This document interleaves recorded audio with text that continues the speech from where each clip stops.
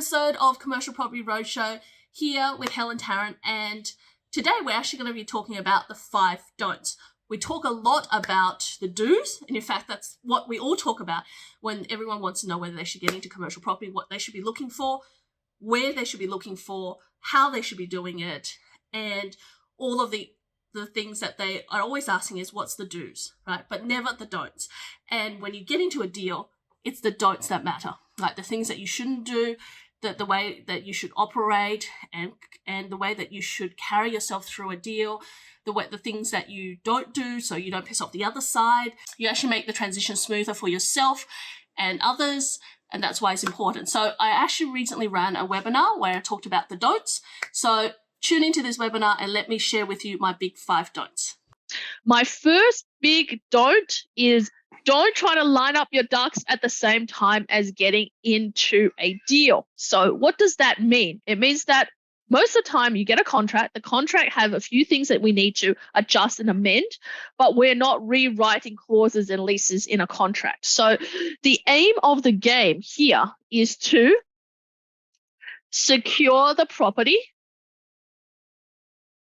right, as fast as possible, right?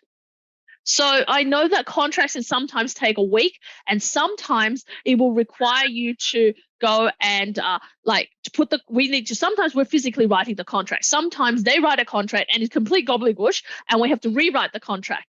But we literally have times where we have clients who say, oh, I want to make sure it's so specified that the tenant has to be in operation by the time we settle, and the tenant might be in a rent-free period. I want to make sure that the tenant's paying rent in advance, even though in the lease it's standard in advance.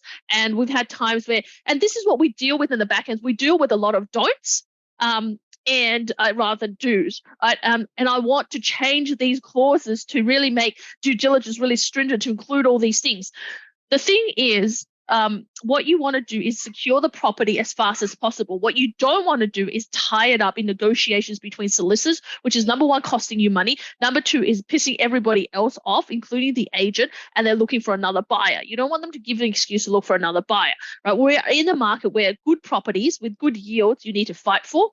This is the time where you want to secure it under contract as soon as possible so that you don't miss out on the property, right? And sometimes you do all the right things and you still miss out on the property, and that's obviously not your fault, and we try our best. And sometimes, I always think, did I turn around fast enough? And most of the time, we turn things on pretty fast. But we definitely have clients when it comes to signing contract. See, most of the contract you sign with us are going to be conditional contracts, conditional either on finance or under due diligence, or we're going to put something else in so that you have a little bit of a breathing room. So they're going to be valuations or pest and building. So we try to buy you, if it's in New South Wales or central like Sydney or Brisbane or Melbourne, somewhere where they'd say, oh, look, we don't want to give you DD or finance. We try to buy you 7 to 10 days anyway. So you got a bit of breathing room. We just want you to secure the property. If you're in regional areas or anywhere that can negotiate, we try to get you 21 days anyway. So as long as the contract's got some kind of conditions, you can go ahead and sign that contract and then seek to amend and go through it and amend it during the due diligence process. So let's say during DD, you said, look, I found these things that doesn't stack up. Well, we need to amend that. Or during finance, you go, well, the purchase price didn't match with the valuation. We're going to do the renegotiation. But you're not going to be able to get to that point if you don't secure the property. So it's really, really important because we deal with don'ts as much as possible all the time. And one of the other really important things that we don't do is and I know this is probably very intuitive, we don't want to come off looking stupid before we even start the process. And there's no such thing as stupid questions, but if you want them to rewrite clauses in contracts and you want to renegotiate things, or you want to get really specific and lawyers and everything just not into it, you don't want to be asking for things that's already there. So we had an example of a client who says, I just want to make sure I want to specify in the contract the tenant has to pay in 1 month in advance in rent. Now, in the lease, all standard commercial leases say 1 month, the tenant needs to pay their rent in advance, right? In 1 month in advance, they say it in the lease. We pointed out to them, but it's not in the contract. I want to specify in the contract. Now, and I said, I'm not going to do that because we're going to come off looking like we're idiots to start with, like we didn't know how to read a contract. So what you want to do is when you go into a deal, you want them to perceive you as a professional investor, knowing exactly what you're doing. You don't want to come across green, because that's when they start to bullshit you during the due diligence process, right? Because they think they can do that to you. So when we're saying to you, look, let's keep the clauses really, really wide, like a general clause for due diligence, a general clause for finance, a general clause maybe for, pest and building, or a general sort of valuation that's wrapped up, that we can wrap up either in due diligence or as a general clause in there. Or we just say, look at an inspection clause. The reason we keep it so wide is actually for your sake. So later on, because there's nothing specified, we can get into the detail. But what we don't want to come across is so narrow that we lock ourselves in and doing you a disservice. And we don't want to come across as, as idiots that we want all these clauses and pretty much they think, oh, you're too hard fast. We want them to see us easy to deal with, easy to get to secure a deal, and then we'll sort everything out in the back end. And that's how we sort of approach it. That's the number one big don't. That's my number one big don't. Don't come off as an unprofessional investor. And when, you've got someone coaching you, but, don't try to line up your ducks before you sign a contract. The thing is to secure the deal first. And if you don't want the deal, you can withdraw from it in 14 days or 21 days, but at least secure the deal. You're not going to know what it is, until you do it, right? Number two don'ts is that there is a risk to everything, right? There's a risk to everything. And so this is how it works. It's risk versus reward, and also it's risk versus security. So risk versus reward and security. It is always that, right? Risk versus reward and security. Right? So you got to look at that. What does that mean? It means that any transaction, you can't write yourself out of all of the risks, right? And so most people get it wrong and they go, we want to de-risk everything and want this property perfect. And what happens when you may have a property that is perfect is that you pay for it through the returns.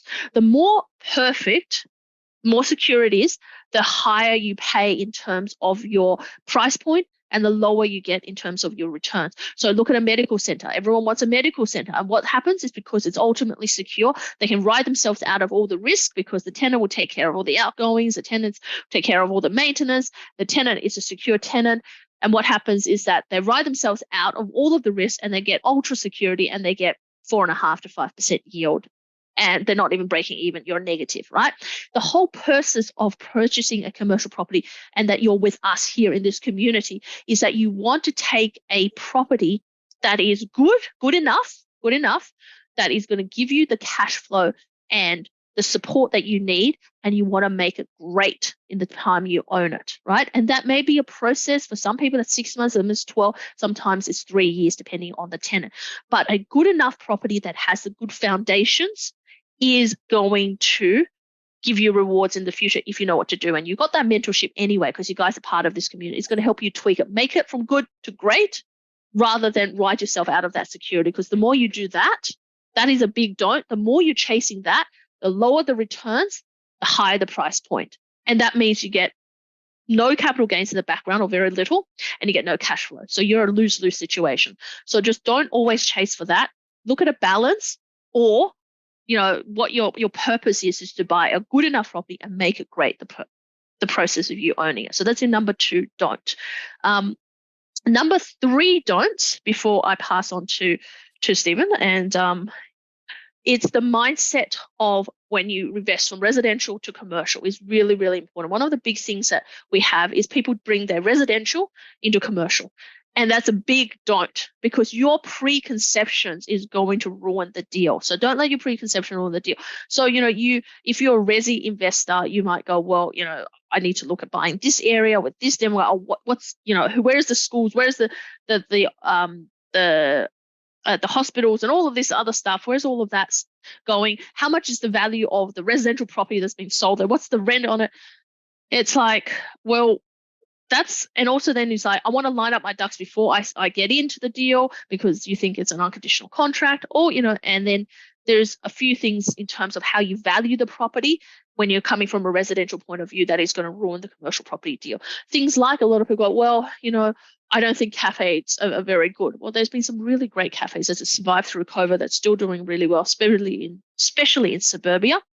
They've been some great businesses that previously people have dismissed. It's going, oh, look, they're a lifestyle business. What would they do? Well, lifestyle business have boomed over the whole after COVID. So, your bicycle places, even your fishing places, anything, your yoga places, all of those things are popping up. Your personal fitness and training that doesn't really had that same weight have now come back into the market much stronger. But a lot of people are looking at it from, well, how much money are they going to make? So I'm not going to have them as tenants. Is really letting their bias overrun, right? What you need to do is look at the property. Is the property versatile to host from one tenant to the next one to the next one? And is that tenant right now good for the property, making, paying rent and have an established there, right?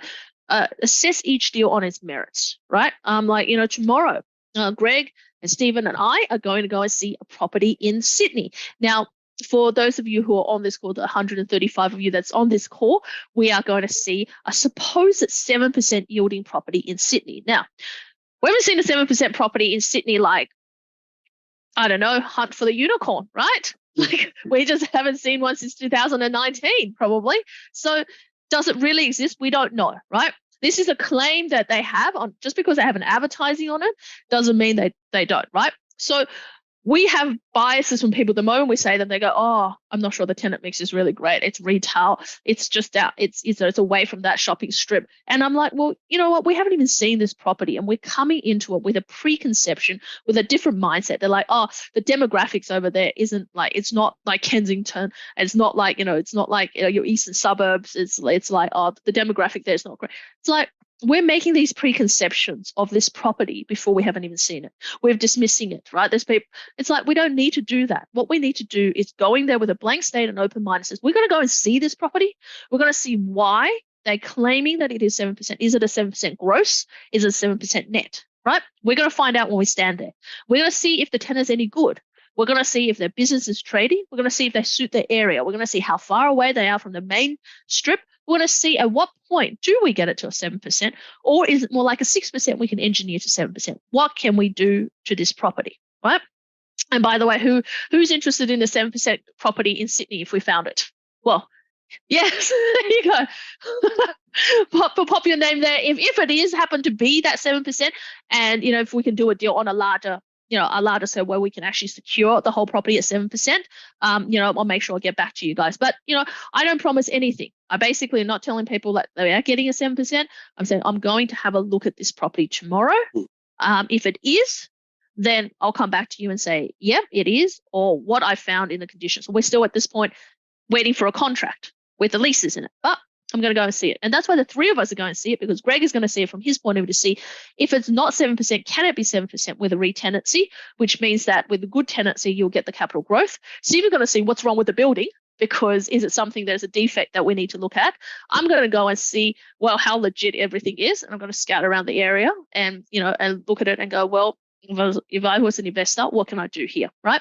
So, that is where, and if you guys are interested, we're happy to send you guys an IM as well. So maybe the best thing is, because once we finish here, especially with Zoom users, I don't know who you are. Maybe the best way is, to inconvenience you guys, is that we'll get you to email me and we can send you the IM ones with, if it looks like it's really good, we'll actually verify that, all of the details, and do some DD to make sure it stacks up before we actually email that out to you guys. So email me, and if it's good, legit, we'll get some updated information and we'll tell you how it stacks up and we can have a conversation about it. Okay.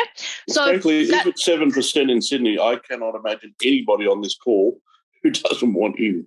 Well, that's right. Well, that's why I'm going down. I said before I even talk to people about it, I'm going to go and verify it, right? And that's the most important thing, is you've got to verify information, take out all your biases, see where it is, stand on site and say yes or no, right? And that's the benefit of being in this community. It's like down to earth, no bullshit, just showing you what it is, right?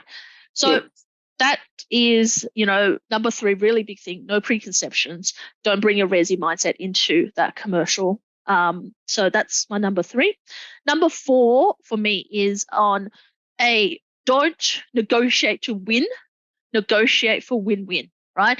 So many times we're in due diligence and we go, okay, so there's this list of things that we need to go back to them on, and that might be a building issue, that may be a rent issue that they claim to be a different rent, but it's now different. They might have claimed that bonds, personal guarantees, or even the price point is at one point and we've got the vow coming in at different points. There might be a whole host of things you want to negotiate on. And most people's mindset are like negotiate to win, right? Negotiate to get that, thing replaced, get that change, get that. And my mindset is don't negotiate to win, because there's not a win-lose situation here. It's a win-win situation. It's a deal where they're happy enough to sell. It's a deal where you're happy enough to buy. But the thing is, if you cut it too hard, sometimes it does bite you on the other end. So I had a prime example, one of our clients back like a couple of years ago, where he drove the deal too hard, and we mentored him through it, drove the deal too hard, and it involved a rental guarantee that just ended up not being paid at the other end. And I said, remember at the negotiation, this was too hard a deal, right? So you want to chase a win-win, right? And the way to chase that win-win is if you have a list of items that you need to negotiate, what is your essential non-negotiable top 3 or 5? And what is that ones you can forgive, right? And you find out roughly a cost and you start that negotiation. You give them a list, and then you come down and you go, this is what we can contend with, this is what we can't, and this is non-negotiable, and let's try to make it work, right? And that's how you win together, right? It's about win-win, because win-win means that through the rest of the settlement period, they're going to be much better providing you the rest of the information. They're going to be helpful for you as a handover, because there is going to be a handover, and that ultimately everyone walks out of the deal happy and, feeling like they didn't get screwed over, which is really important. And we always try to find win-wins in every deal that we do to make sure that our clients and also, that the vendor and everybody else comes out of it happy and that they didn't get screwed over. Yeah. Sorry, Yep. Helen, can I just expand on the last one a little bit? Yes. If you think about it, if you're negotiating with a tenant particularly, if you go too hard, remember they're the ones who are there paying your rent, right? They're the ones we need to get money from. And if you make life a living hell for them, they're not, in the future when it comes time to help do little things, they're not going to want to do it. So, remember that they're your part of your asset, not just the building. Yes. And then number 5, and this might seem an obvious don't, and this is a reason why we ended up calling our company unicorn, is because we're like, don't look for the unicorn, build the unicorn portfolio instead. So the reason we do that is, people come, oh, you're your company called Unicorn, so you got to find me the unicorn. We can actually help you build a unicorn portfolio, which has always been the philosophy of, having cash flow, uplift, and growth all intertwined and building that. And when we look at our syndicated deals and deals with investor pods, that's what we also do. But on an individual level, we try to build that for our clients as well. But I found so many clients who wants to find the unicorn. So they want the property that has this amazing amount of cash flow, has a back-end growth, and they want to be able to uplift it. Well, if it was the $1 million development potential with a national tenant on a long lease in Sydney, yielding at 7% plus, then everyone will be buying it, right? The thing is that doesn't quite exist. We were going to find out tomorrow if that one does. But in real life, it doesn't quite exist. The thing is, you're better off building the portfolio than searching for it, because the more you search for it, you lost your buying power, you lost the returns that you could have had, and nothing could make up for lost passive income, right? So you lose that. And the most important thing is you lose your big picture, right? Because you analysis by paralysis, and you look for all of these things, and you're losing sight of your big picture. And that's really that ultimate don't lose sight of that big picture and in chasing for the unicorn, right? And that's probably the best way to say it, is don't lose the big picture in chasing the unicorn. Have your big picture, build a portfolio to match your big picture. So rather than chasing something that doesn't exist, and then you go, well, I still have this picture, this huge disconnect, right? You've got to connect it. And that's what we're really, really good at here. The unicorn is connecting that, whatever you're trying to achieve. So that's one thing really, and I sometimes do come down on our clients, and some of your clients know that I come down on you quite harsh to say, look, that's not realistic.